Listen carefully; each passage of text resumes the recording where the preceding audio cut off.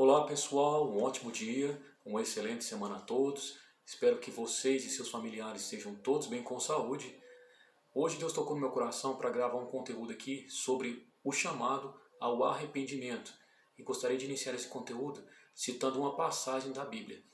Em 1 Coríntios 27 nos ensina que Deus escolheu as coisas loucas deste mundo para confundir as sábias.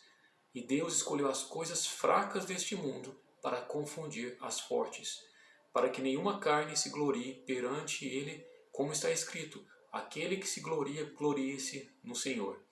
Pois está escrito em 1 Coríntios 19, destruirei a sabedoria dos sábios e aniquilarei a inteligência dos inteligentes. Paulo e Pilatos estiveram diante de Jesus e do poder de Deus, mas tiveram escolhas distintas, ou seja, escolheram caminhos diferentes. O apóstolo Paulo, antes conhecido como Saulo, era um cobrador de impostos que perseguia, punia e torturava seguidores de Jesus. Até que um dia Jesus apareceu para ele e disse: Saulo, Saulo, por que me persegues? Ele então se prostrou, reconheceu suas falhas e imperfeições, reconheceu a Deus como seu único Salvador e passou a pregar a palavra do Senhor. Por outro lado, Pilatos, um político, um governador influente da época, vendo toda a perseguição sofrida por Jesus, teve a oportunidade de absolvê-lo. Mesmo sabendo da inocência de Jesus, simplesmente lavou as suas mãos diante da multidão que perseguia Jesus. A minha pergunta aqui, o ponto para reflexão é: qual o caminho que você escolheu? O caminho escolhido por Paulo ou o caminho escolhido por Pilatos? Bom, eu não sei o que você está vivendo, como está seu coração hoje, não faço a mínima ideia como está a sua vida. Se você está vivendo uma vida de acordo com o Evangelho ou simplesmente vivendo uma vida mundana, simplesmente satisfazendo os prazeres da carne. Não estou aqui para julgar ninguém, até porque sou um ser humano cheio de falhas, imperfeito, feito de carne e osso, assim como você. Mas saiba que Deus está ciente de tudo. Nada passa desapercebido aos olhos do Pai.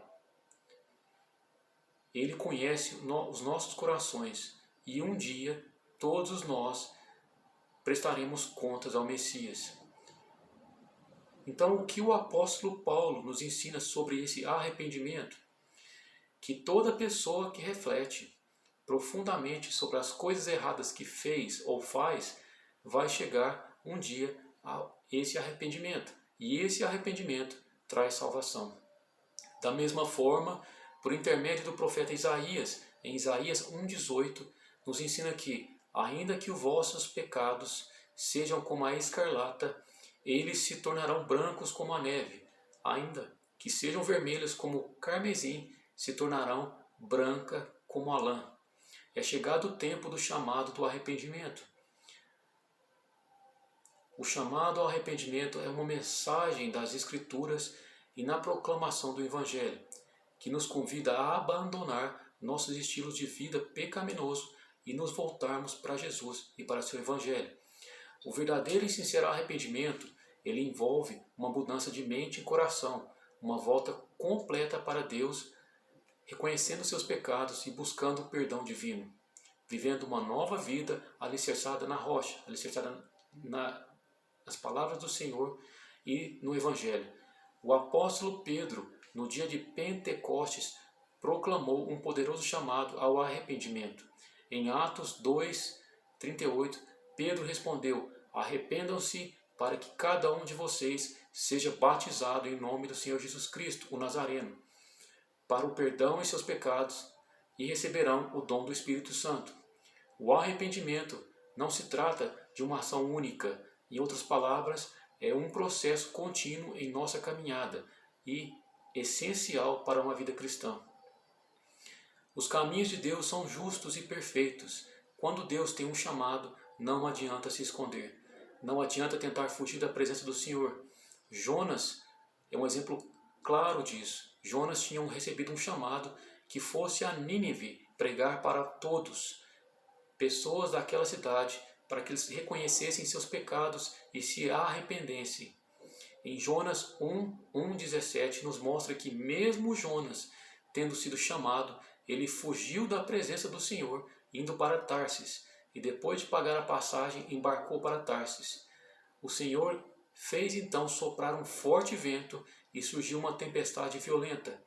E todos os marinheiros que estavam a bordo ficaram apavorados com a tempestade e lançaram sorte para ver o responsável, e a sorte caiu sobre Jonas. Os marinheiros então jogaram Jonas no mar, e o mar se acalmou. O Senhor então fez com que um grande peixe engolisse Jonas, e lá permaneceu durante 3 dias e 3 noites. E foi durante esse período, dentro do peixe que havia engolido Jonas, Jonas reconheceu suas falhas e o seu defeito e orou ao Senhor, o seu Deus.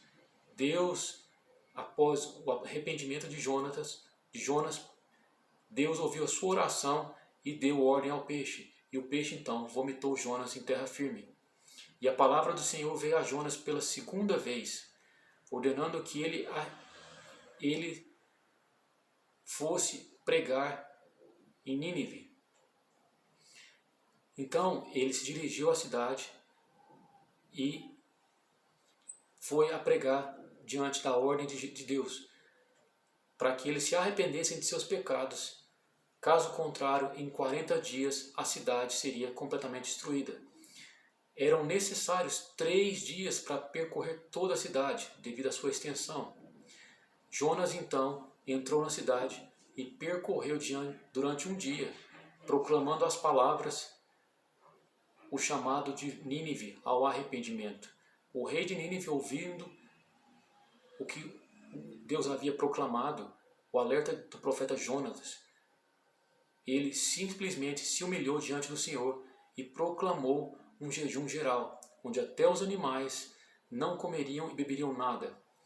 Os habitantes de Nínive então se arrependeram, lamentaram e jejuaram. Deus então ouviu e os perdoou.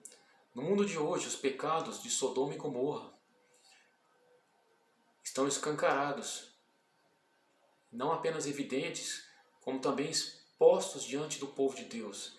Em alguns casos, aceitos até pela nossa igreja. Pelo Espírito Santo, Deus está soando o alarme. Deus está procurando homens e mulheres para serem usados por Ele para mudar o destino de nações inteiras, pregando o Evangelho ao redor do mundo, para que possa salvar milhões de pessoas da destruição que está por vir. Que Deus possa ter misericórdia de todos nós e que nós possamos ser usados como instrumento de Deus nessa terra. Hoje, amanhã e todo sempre. Espero que essa mensagem possa chegar ao teu seu coração. Deus abençoe a todos, um ótimo dia e uma excelente semana.